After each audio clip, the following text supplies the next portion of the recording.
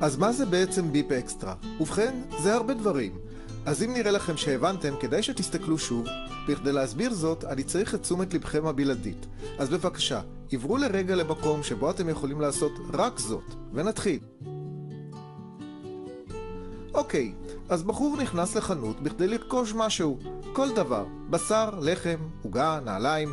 הוא יכול אפילו ללכת לספר ולהסתפר. הוא משלם מחיר מלא עבור השירות. כשלפתע הספר שואל אותו, יש לך כרטיס ביפ? מה זה? שואל הבחור. זה כרטיס מיוחד שנותן לך 10% הנחה. כמה עולה הכרטיס? שואל הבחור. עכשיו הספר עונה לו משהו שאני רוצה שתתחילו להתרגל אליו, בגלל שאתם לא שומעים את זה הרבה. זה בחינם. רק רשמו את שמכם ופרטיכם כאן אצלי במסך בנקודת המחירה, וזהו זה.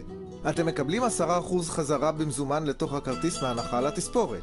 אתם יכולים לצרוך אותם בכל עת, בכל מקום שתראו את השלטים של ביפ ברחבי העולם.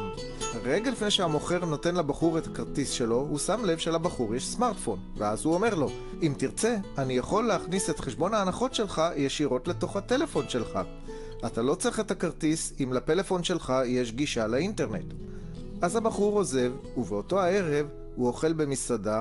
לפני שהוא נכנס למסעדה הוא שואל, האם אתם מקבלים כאן כרטיסי ביפ? התשובה היא אחת מהשתיים, כן או לא.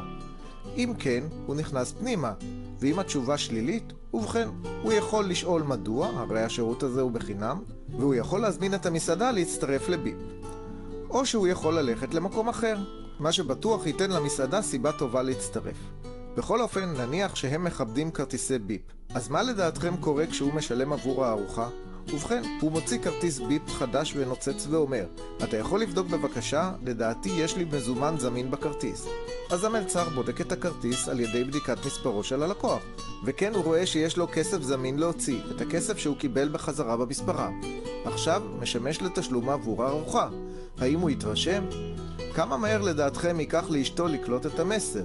כמה שניות עד שלאשתו יהיה כרטיס ביפ משלה. אז הבחור ואשתו מקבלים כסף בחזרה בכל מקום שהם רואים את הלוגו של ביפ.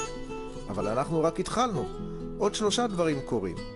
ראשית, הם נכנסים לאינטרנט ורואים את פיזור העסקים של ביפ בארצם, ואז הם קולטים שההחזרים שלהם רק מתחילים.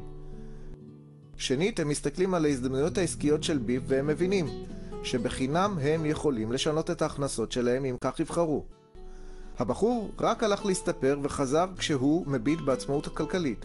שלישית, הם חושבים על חבר או קרוב שמנהל חנות או עסק, והם טועים אם הוא יהיה מעוניין להיות שותף עסקי בביפ. הם קולטים שברגע שהם מצרפים את השותף הזה לביפ, הם ירוויחו רווח נצחי. בקצרה, הם קולטים את מה שרובכם תקלטו בקרוב אם עוד לא קלטתם עדיין. זה שביפ אקסטרה זה צירוף של הרבה דברים טובים ושהכל זמין כבר עכשיו. זה עולמי כבר עכשיו ובהרבה שפות וזה בחינם.